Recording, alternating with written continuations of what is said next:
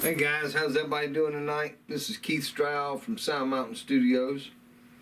And in my last video, I discussed should you record, where you should record, and how you should go about it, And I basically discussed kind of the three options, which is one, doing it at your house, doing it on your own, getting your own equipment and doing it, or going to one of two other options, which is either a studio in your town or in your area, or going to a major label studio in a larger city, and what those things kind of cost and what they entail. So a major label studio is going to run you a couple grand a day, hard to get into, but if you got the money to do it, hey, and that's what you want to do, and it's not just for nostalgia, it's for business-wise, and it's for getting gigs, then I totally recommend that, if you can swing it. If you're wanting to just make a demo for your band, I always think one of the best ways of doing a demo is just a live video of the band playing in a bar. That's what the bar owner wants to see. That's what matters, is can you get people boogieing? Can you get people shaking and dancing? And getting the best version of that, that's a good way to go. If you can get somebody with a great video camera that has a good mic on it or something like that, or can tap into your board, your mixing board, and get that audio off of that, that's a great way to go. So there's different ways to go about it. So what I want to discuss today is if you want to do it at home. So if you want to do it at home, you got a couple of options. You can get an all-in-one unit, like a Tascam, like an old school Porta Studio, but now they have newer versions, the digital versions, like the Tascam 2488 Neo, and that's an old one, but that's a Korg D888. It's an 8-track digital. And those things are great, and you can make a really good recording with them. But you're still going to need good microphones, and you're still going to need to know what to do with it. You can't just come in and wing it. You have to actually know how to operate the machine. And so there is a learning curve with everything like that. But if you're going to buy a machine like that, you can get one for $200 to $400 or $500, and then however much you want to invest in microphones, I'd say at least get one really good studio microphone. At least get one good large diaphragm microphone. Spend at least $150, $200 on one, like a Rode NTK and NT1, I believe, is another one. And so that's one option. If you want to record a whole band live, which is what I would recommend, you're going to need like 4 mics and a machine that can record, 4 to 8 tracks, or at least probably 8 tracks at a time. Not all of them can. Some of them that are 16 tracks will only record like 4 at a time. So that's not going to cut it. You need something that can record at least 8 tracks at a time, so you can put 4 mics on the drums and then another 4 on other things.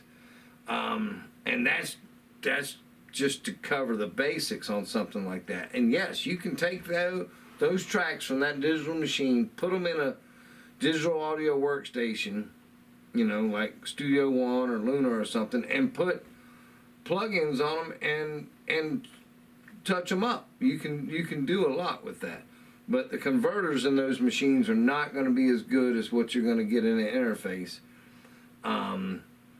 or in most interfaces. Maybe some don't have that good, but yeah, they're probably not going to be as good. And so then that takes you to the next level. So at that level, you're not spending too much money, depending on the quality of mics you buy and everything and what you want to do. You could probably get out for $1,000. To do it with a computer, I got it pulled up here on my computer. So this is the cheapest recording computer that Sweetwater has, and it's $16.99. So 1,700 plus tax and stuff. And then you're going to need an interface to get into the computer, you know, some inputs. And here's a Focusrite. That's a pretty small one here of the Scarlett 4 i4. And it's $279, so $300. So there you're looking at $2,000, and that's just getting started. So then you're going to need to get you some monitors, some form of good, you know, flat response monitors, and you can get these 3.5-inch ones for about $100. But I would recommend going with something at least a little bit bigger, like a 5-inch. You know, JBL makes some, PreSonus makes some like that, and they sound really good. The Aris by PreSonus, they sound really good, and they're around 150. And they'll do the job for you. They'll get you there, and you probably need to get at least a couple of sets of headphones, which you can get some headphones for around $50. I have some Sennheisers, the HD, I think it's 280s. That's what I prefer, and they're around $100. But they're great. That's what I like to use. And then getting your microphone, like I was saying, like you can get a Rode NT1. It's about $150. Lewitt makes a 240 that's around a little bit more, but it's a great microphone too. There's lots and lots and lots of great microphones. So that's just getting the equipment for recording. Then you need to consider that, do you have a room that's been treated for sound? Because treating for sound, you need something for diffusion, and you need some stuff for absorption. And it doesn't always have to cost a lot. Look up Bobby Owsinski on YouTube. He's got a lot of videos about how to improve the sound of your room, and you'd be surprised at what you can do on the cheap. Doesn't always look good, but it's on the cheap. And you'd be surprised if you look around, look at Temu. They have a lot of sound treatment stuff for very affordable prices. What's that lady, Linda, that did the song "What's Up," the Four Non Blondes song? Her studio, apparently, I've never seen it, but her studio, apparently, she's got bookcases everywhere and all kinds of wacky stuff everywhere for diffusion. And that's what Bobby talks about in a lot of his videos. And Ethan Weiner's another guy that talks a lot about different ways to do diffusion. There's guys out there who really know a lot about it, you know. And I suggest listening to those guys because they've got it down.